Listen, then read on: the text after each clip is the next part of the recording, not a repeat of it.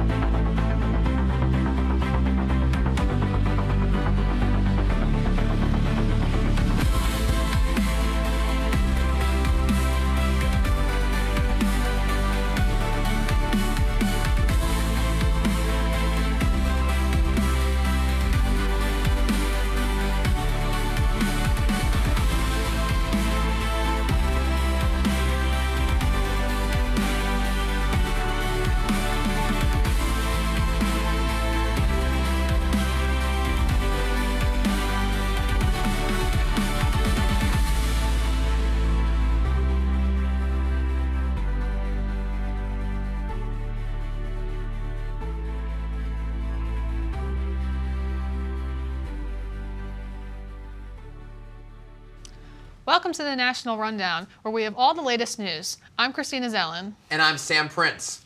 President Donald Trump has fired U.S. Attorney General Pam Bondi despite her being loyal to Trump, some say. She failed to help Trump after his name was found more than 38,000 times in the Epstein files.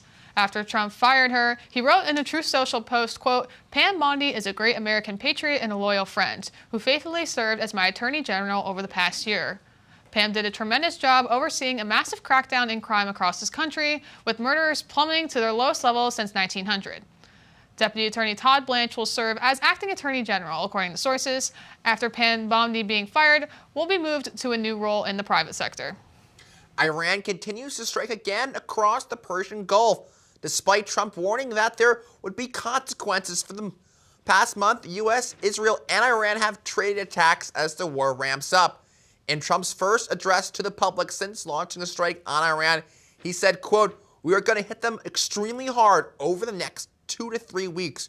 We're going to bring them back to the Stone Ages where they belong," end quote. The U.S. military has struck over 12,000 targets in Iran in their efforts to take out the Iranian regime.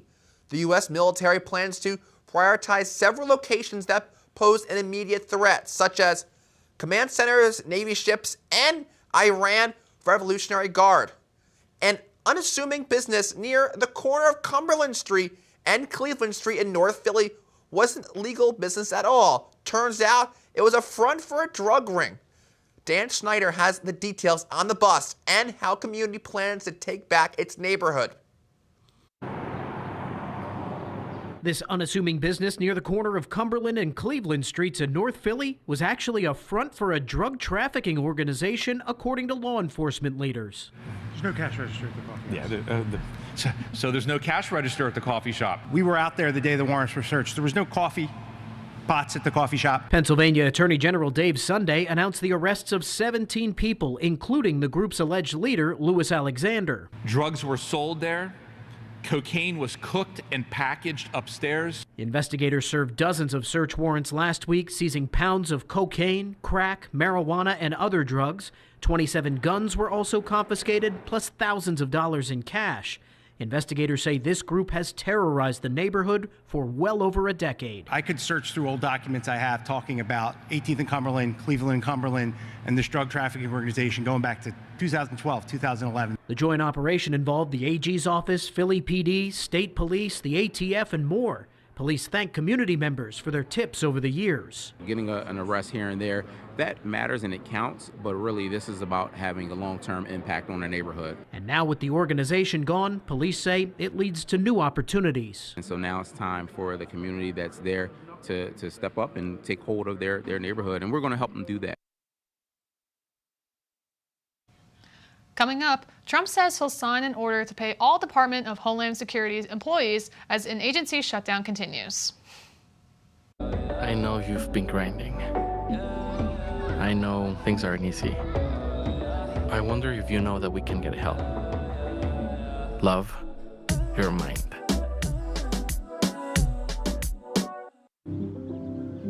We all deserve a place to call home. That's an American dream.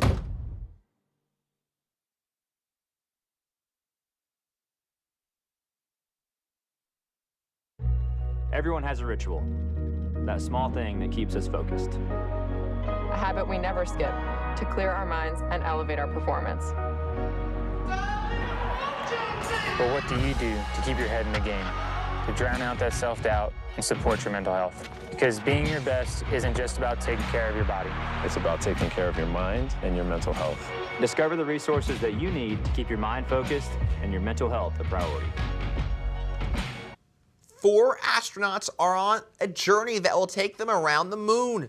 The Artemis 2 crew, consisting of 3 Americans and 1 Canadian, blasted off on their lunar journey in an orange and white NASA rocket from the Kennedy Space Station in Florida. Yesterday evening, the crowds cheered as they watched the powerful spaceship launch into the sky, traveling over the Atlantic Ocean on the journey that will take them over the Atlantic Ocean and the moon, but will not land there. Gas prices in the U.S. are hitting an all-time high since 2022, nationally averaging at the pump $4.02 as the Iran war continues to push fuel prices up.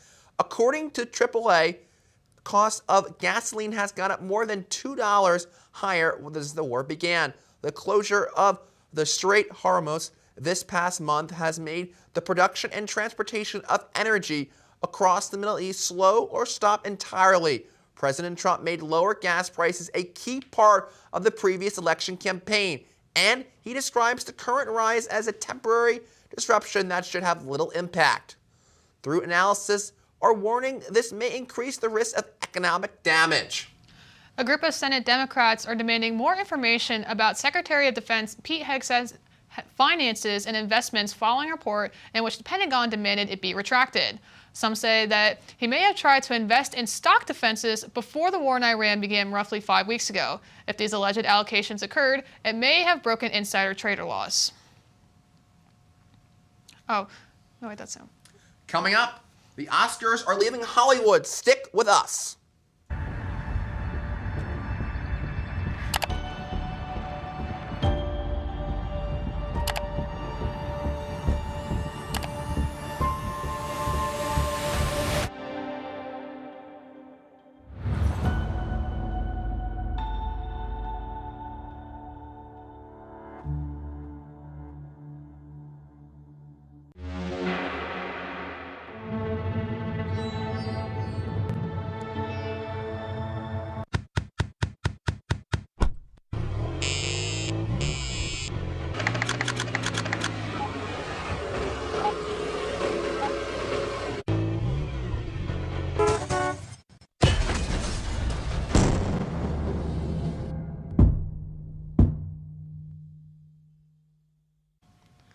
The Oscars are leaving Hollywood and making their way to the Peacock Theater in Los Angeles. Peacock Theater, home of the Primetime Emmy Awards, will undergo extensive renovations ahead of the transition, according to the Academy.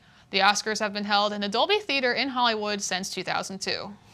Bruce Springsteen is honoring Prince by kicking off his tour with Purple Rain, one of Prince's most iconic songs in 1984. Prince hit Purple Rain knocked off Springsteen's Born in the USA from the top charts.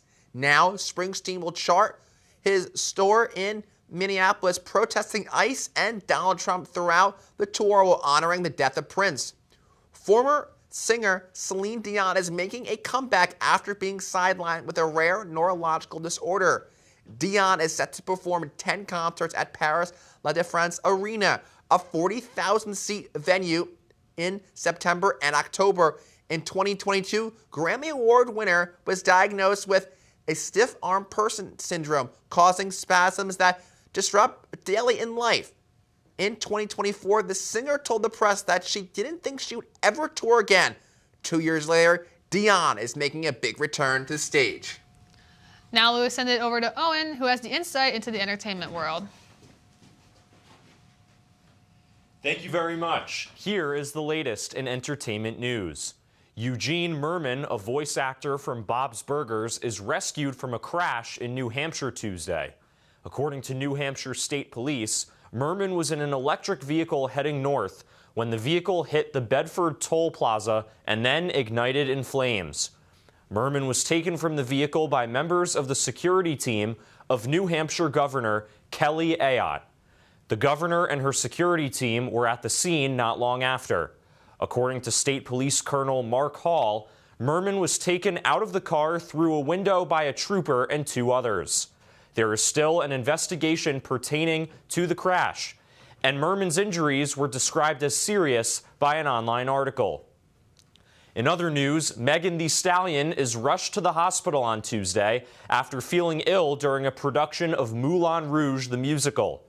According to a spokesperson, she was suffering from exhaustion and dehydration, among other things. An online article states that she wrote on social media that she would take 2 shows off on Wednesday and return to the stage Thursday. Finally, there is a lawsuit going against Taylor Swift and other groups for alleged trademark infringement. According to an online article, a complaint was filed Monday pertaining to Swift's album, The Life of a Showgirl.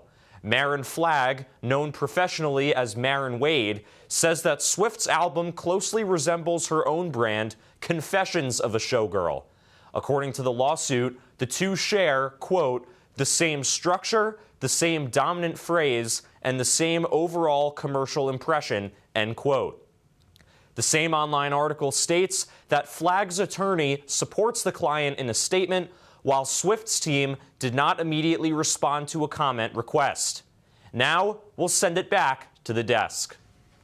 Coming up on the World News Minute, updates on the conflict between the U.S. and Iran, and oil prices still continue to climb. Stay tuned.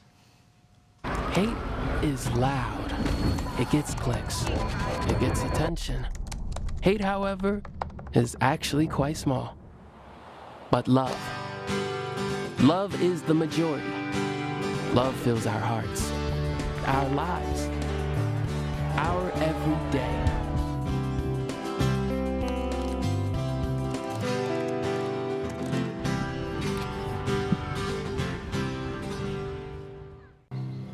For decades, I've taught you everything I know.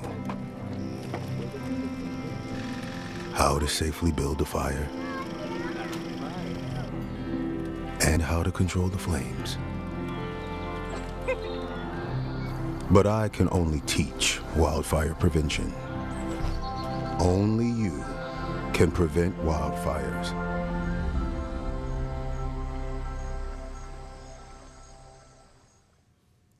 Last week, golf star Tiger Woods was arrested on DUI charges after he crashed and rolled over his SUV in Florida. Body cam footage released shows deputies removing 2 pills from the golfer's pocket. Woods said he was looking at his phone and trying to change the radio on the commercial. The same online article that states that Flagg's attorney supports the client. Buffalo Bills quarterback Josh Allen and actor-singer Haley Steinfeld are now parents. They welcomed a baby girl into their family. Steinfeld posted on her newsletter, writing that, quote, they feel incredibly grateful and blessed and be savoring these early moments. Thank you so much for the love and well wishes. End quote. The Cincinnati Bengals are adding depth to their secondary. Free agent safety Kyle Dugger signed a 1-year contract with the Bengals. Dugger joins a group that features new signees, Brian Cook and Jordan Battle, as the team primary safeties. He signed a 3-year contract worth $40.25 million. He previously played on the New England Patriots for 6 seasons and last year on the Pittsburgh Steelers. Now it's time for our World News Minute. Stephen Wolchenski has more. The United States and Iran conflict still continues. Iran landed a series of attacks on Israel after President Trump issued a statement regarding the war. In President Trump's statement, he said, "We are going to finish the job, and we're going to finish it very fast." Iran's attacks began early this morning and are continuing throughout the day.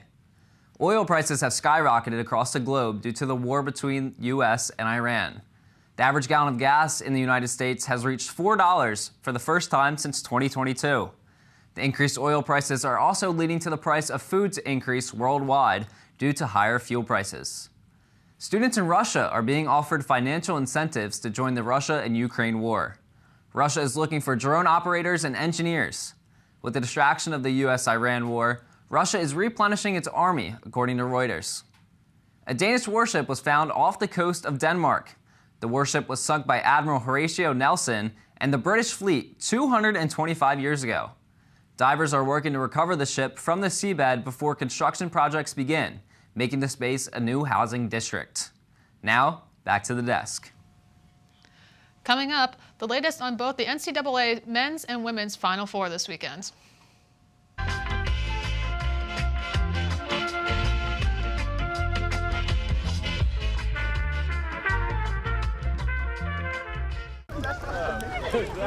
Your life sounds pretty great.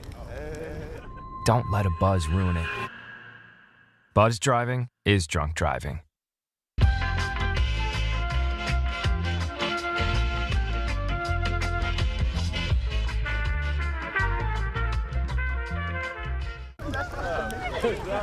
Your life sounds pretty great.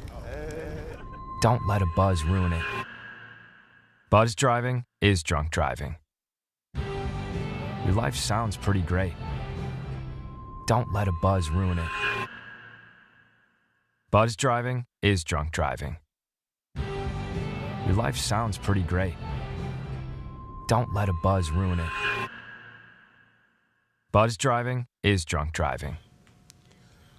Oil prices surge past $110 today, now threatening to further push up the price of gas even more after President Trump's address the nation to stocks resume their turbulent swings, with the major indexes moving sharply on mixed headlines about the Middle East conflict. In his speech on Wednesday, Trump said, quote, the war would end shortly, but he pledged to conduct additionally extremely hard strikes on Iran over the next couple of weeks. Now, let's send it over to the round table where Marcella, Owen, and Jackson will talk about a trip to the moon. Welcome to the Rowan Roundtable. My name is Jackson Hesley, and I am joined here with Marcella and Owen, and we are talking about hot topics in the nation. Our first topic for today is going to be the Artemis II launch, which just happened, which is a really big milestone for NASA, as it is the first manned mission to the moon in 50 years. How are you guys feeling about this mission? I think it's pretty remarkable what's going on, and I'm not gonna lie to you guys, I didn't even know it was happening until after it took off. But I think it's pretty cool when you think about it, because this doesn't happen all the time, and from what I hear, they're really trying to, it's kind of like a test run, we'll call it, for what could happen in the future, but also they're trying to do, a lot could happen if this is a success, so it's gonna be interesting to see what happens. Yeah, I think it's also really interesting that they're just going to be orbiting around the moon and not actually setting foot on the moon. So it's kind of different from like 50 years ago when they were able to do the mission and set foot on the moon, and now they're just able to look at it, which is kind of different, but maybe in the future we'll be able to go back and do what we did in 1972. Yeah, it's actually pretty interesting because with this flight they will be able to see the dark side of the moon, which hasn't been seen by really many astronauts since like the last Apollo mission, I believe. And so it's really interesting because they're going to be finding out a lot about this mysterious dark side of the moon, which scientists don't know much about. Yeah, and I think that's what I took away the most when I kind of realized what this whole thing was about, because just with the potential of what they could gain into the future, like, I know a lot of talk has been held about going to space and stuff like that, and I've never really spent too much time thinking on it, but who knows, maybe based on what they find with this mission, it could change for me. Yeah, and in 2028, they will be seeing another mission to the moon where they're actually going to be attempting to establish a base on the moon, which is really interesting. And this mission right now is kind of paving the way for that. And also some other fun facts about this mission is that they are displaying two new space technologies with the launch technology as well as the actual pad that the astronauts will be in. And do you guys really think that you could see yourself on a 10-day mission around the moon? Personally, no, because of what happened in, I believe, 2023 when the two astronauts got stuck in space. That really personally scared me. I remember doing a live vlog on it in my News Reporting 1 class, and I was just like, wow, I couldn't imagine being in their shoes. Yeah. I also could not see myself doing this just because it doesn't matter how long. Like, I'd like to stay pretty comfortable here on Earth and not think about potentially some challenges if I find myself up in space. So I'd rather stay here. I mean, personally, I would love to look back on the Earth, see all of us, wave at everyone, say hi, but I completely understand not wanting to be stranded out in space. That would be very frightening.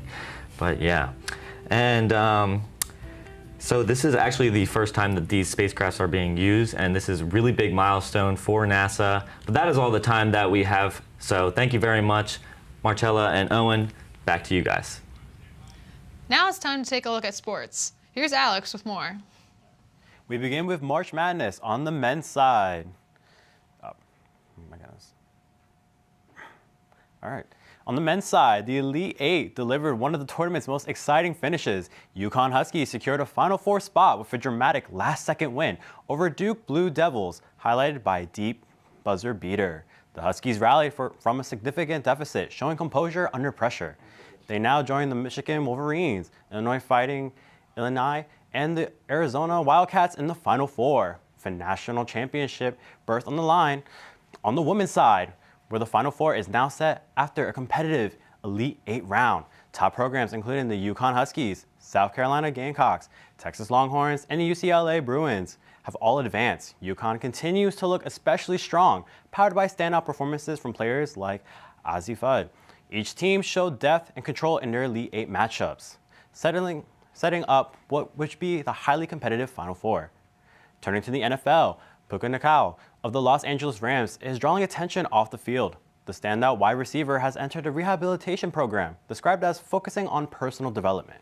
This comes amid recent legal allegations connected to an incident earlier this year. According to his representative, the decision to enter the program was made prior to the allegations becoming public. And looking ahead to the 2026 FIFA World Cup is continuing to take shape. The tournament will be hosted across the United States, Canada, and Mexico, marking the first time 3 nations have co-hosted the event, with an expanded format and more matches than ever before. Preparations are already underway in host cities across North America, signaling a major moment for soccer's growth in the U.S. And finally, a bonus for the collectors, the NFL has announced a major business move, partnering once again with Topps as its exclusive trading card provider. The new multi-year agreement makes Topps return to the NFL licensing for the first time in nearly a decade. The deal will introduce new card designs, limited editions, collectibles, and autographed memorabilia, with the first release expected later this month. Now back to this. Now let's send it over to El Stu with the weather. Back here on the Weather Report, I am Logan Stewart, and let's take a look at tonight's weather forecast. 44 degrees and cloudy. It's been a nasty day all day, a lot of mist, and it's been really cold. So let's try again tomorrow with our Thursday forecast, with our Friday forecast. It's going to get a lot warmer, still cloudy though, 78 degrees, not much precipitation in the air as well. But then we move to this weekend, it's going to be real nasty again, but it will stay warm. With 70s and 80s all weekend, but rain all weekend, 75% chance of rain on Sunday, 45% chance of rain on Saturday. But then we move to Monday and Tuesday, where it will clear up, but the temperatures are going to drop mid to low 50s on Monday and Tuesday. But that is it for our 5-day weather forecast. And now let's head back to the desk. Howdy, guys. How's it going? It's going good, Logan. How are you? It's going great, going great. So, what do you think of the weather outside? I think, today's a rainy day, but I hope this weekend I can wear some shorts and short sleeve. Did you wear shorts today, Sam? No, I didn't. No? Oh, but I see you do have a different tie on today, which is great. I do. You have a different jacket on, too. I know. Yes, I do. Thank you. Hey, we're both changing our outfits, so teamwork makes the dream work. Let's go. Yes, let's go. But anyways, yeah, the weather, I mean, it is definitely going to get warmer this weekend. But unfortunately, we have a lot of rain coming on the way, so make sure you get the umbrellas in. Yeah. It was so nice. Yesterday it was 80 degrees and sunny, and now today it's like 40 and cloudy. Yeah. So. And then we'll see 50s and sunny next Monday and Tuesday. So it's the bipolarness in New Jersey for you. Exactly. Yeah. I cannot open up my pool yet, and it's really it's pretty annoying. So yeah. You'll get there someday, I'm sure. We'll get there. Yeah. But that's all we have right now on the National Rundown. I'm Christina Zellen. And I'm Sam Prince.